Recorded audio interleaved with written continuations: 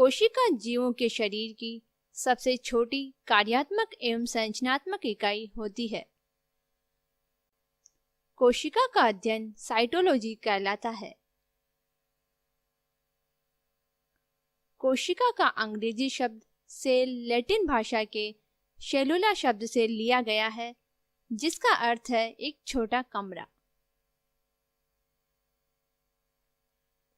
ऐसे जीव जिनका शरीर केवल एक ही कोशिका का बना होता है, एक कोशिकीय जीव कहलाते हैं। एक कोशिकीय जीव में केवल एक ही कोशिका सभी जैविक कार्य करती है।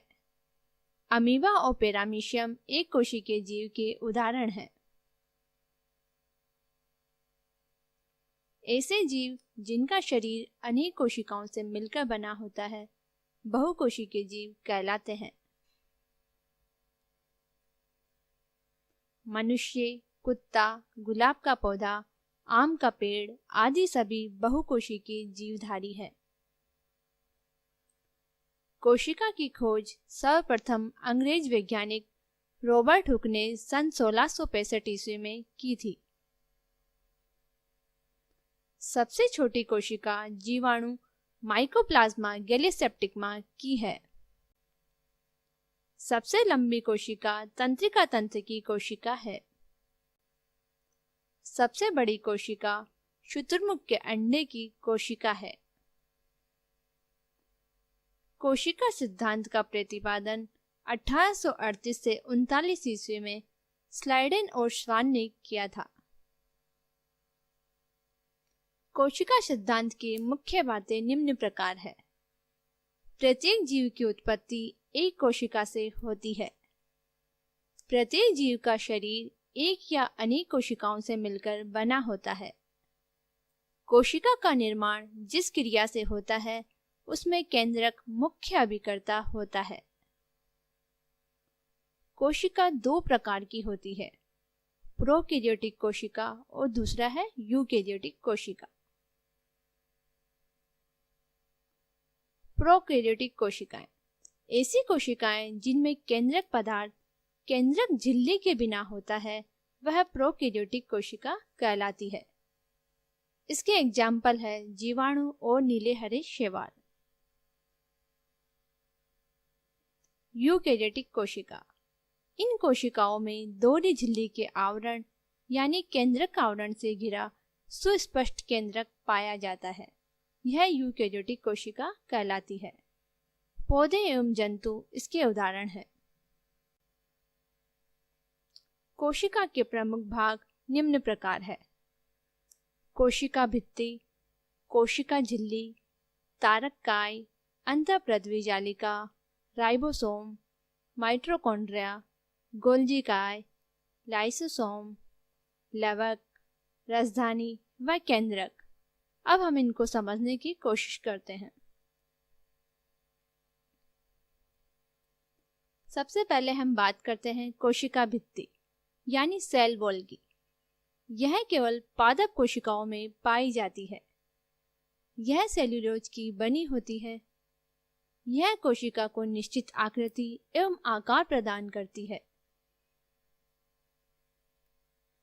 दूसरा है कोशिका झिल्ली यानी सेल मेम्ब्रेन। कोशिका के सभी अवयव एक झिल्ली के द्वारा घिरे रहते हैं। इस झिल्ली को कोशिका झिल्ली कहते हैं। यह अर्धपारगम्य झिल्ली यानी सेमी परमिएबल मेम्ब्रेन होती है। इसका मुख्य कार्य कोशिका के अंदर जाने वाले एवं अंदर से बाहर आने वाले पदार्थों का निर्धारण करना होता है। तीसरा है तारककाय यानी सेंट्रोसोम। इसकी खोज बॉबेरी ने की थी। यह केवल जंतु कोशिकाओं में ही पाया जाता है। तारककाय के अंदर एक या दो कण जैसी रचना होती है, जिन्हें सेंट्रियोल कहते हैं। समसूत्री विभाजन यानी माइटोसिस डिवीजन में यह ध्रुव का निर्माण करता है। चौथा है अंतःपृथ्वी जालिका यानी एंडोप्लाज्मिक रेटिकुलम। एक और यह केंद्रक झिल्ली से वह दूसरी ओर कोशिका झिल्ली से संबंध होती है। इस जालिका के कुछ भागों पर किनारों पर छोटी छोटी कणिकाएं लगी रहती है, जिन्हें राइबोसोम कहते हैं, जो कि चित्र में दर्शाई गई है। अंतःप्रद्वी जालिका दो प्रकार की होती है। चिकनी अंतःप्रद्वी जालिका यानी स्मूथ एंडोप्लाज्मिक रेटिकुलम, इनमें राइबोसोम नहीं होते हैं और यह प्रोटीन संश्लेषण में भाग नहीं लेती है। दूसरी है खुरदरी अंतःप्रद्वी जालिका यानी रफ एंडोप्लाज्मिक रेटिकुलम।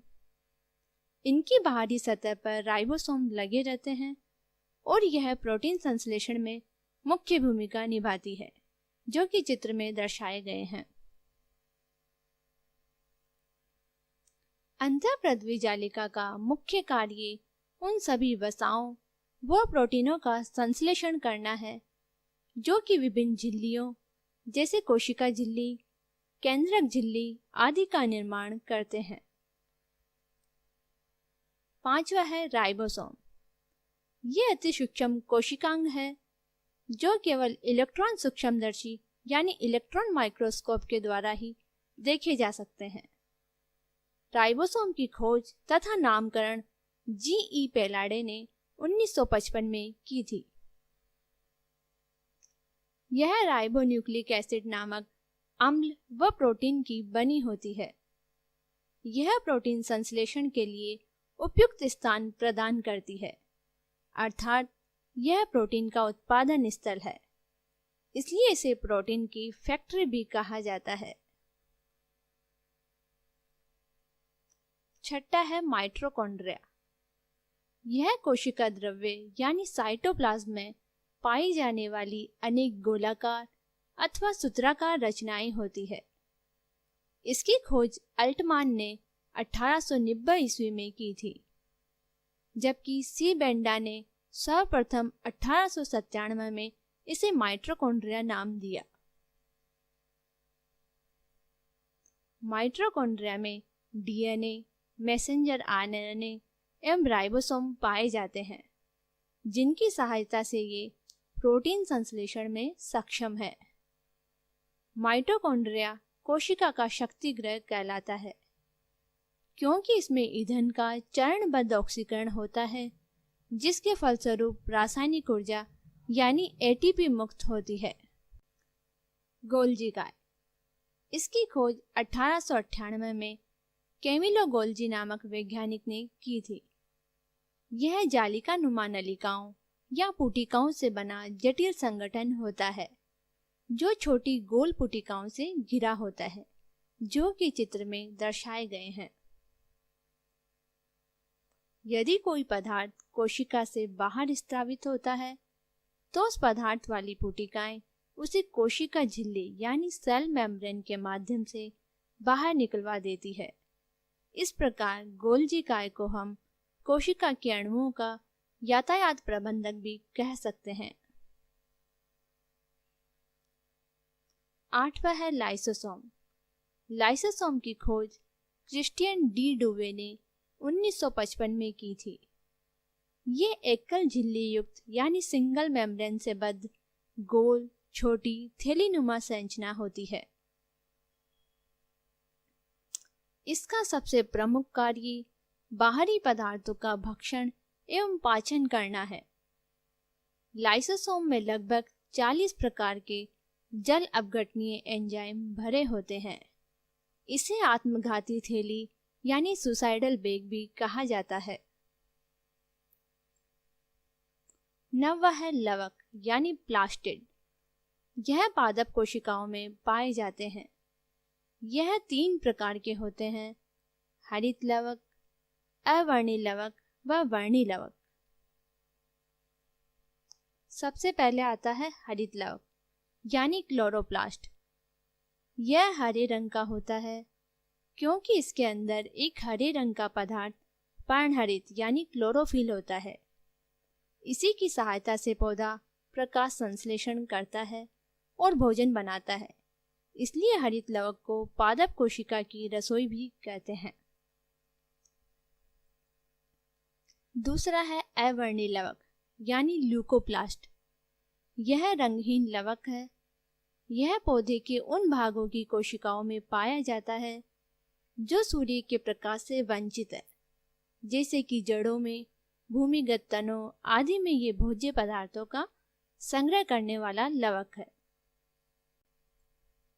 तीसरा है वर्णी लवक यानी क्रोमोप्लास्ट। यह रंगीन लवक होते हैं जो प्रायः लाल, पीले, नारंगी रंग के होते हैं। ये पौधे के रंगीन भाग जैसे पुष्प, फल भित्ति, बीज आदि में पाए जाते हैं। वर्णी लवक के अन्य उदाहरण टमाटर में लाइकोपेन, गाजर में कैरोटीन व चुकंदर में बीटानिन आदि है। दसवां है रसधानी यानी वैक्यूल्स। यह कोशिका की निर्जीव रचना होती है। इसमें तरल पदार्थ भरा होता है। जंतु कोशिकाओं में यह अनेक व बहुत छोटी होती है, परंतु पादप कोशिकाएं में प्रायः बहुत बड़ी और केंद्र में स्थित होती है। रसधानियों को कोशिका का भंडार भी कहते हैं, क्योंकि इसमें खनिज लवण, शर्कराएं, कार्बनिक अम्ल, ऑक्सीजन, कार्बन डाइऑक्साइड, विभिन्न रंग तथा अपशिष्ट पदार्थ घुले रहते हैं। 11वां है केंद्रक यानी न्यूक्लियस। कोशिका के मध्य में एक रचना होती है जिसे केंद्रक कहते हैं। यह कोशिका का सबसे प्रमुख अंग होता है, क्योंकि यह एक तरह से कोशिका के प्रबंधक के रूप में कार्य करता है। इसकी खोज 1831 में रॉबर्ट ब्राउन ने की थी। रासायनिक रूप से केंद्रक 70% प्रोटीन, 10% डीएनए व 2 से 3% आरएनए तथा 3 से 5% लिपिड से बनी होती है। इसमें केंद्रक रस या केंद्रक द्रव्य, केंद्रक आवरण, क्रोमेटिन तथा केंद्रिका पाई जाती है, जो कि चित्र में दर्शाए गए हैं। यह आनुवंशिकता का वाहक होता है, क्योंकि इसमें जनन के लिए, उपापचय परिवर्तन के लिए तथा जीवधारियों के व्यवहार के लिए आनुवंशिक सूचनाएं उपस्थित होती है। प्रोकैरियोटिक कोशिका एवं यूकैरियोटिक कोशिकाओं में मुख्य अंतर निम्न प्रकार है, जो कि सारणी में दर्शाए गए हैं।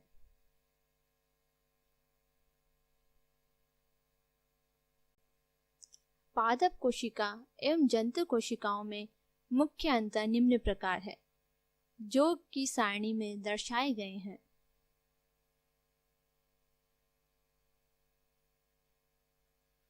Thanks for watching. अगर आपको हमारा वीडियो अच्छा लगा हो तो शेयर कीजिए, लाइक कीजिए एंड न्यू यूजर सब्सक्राइब कीजिए।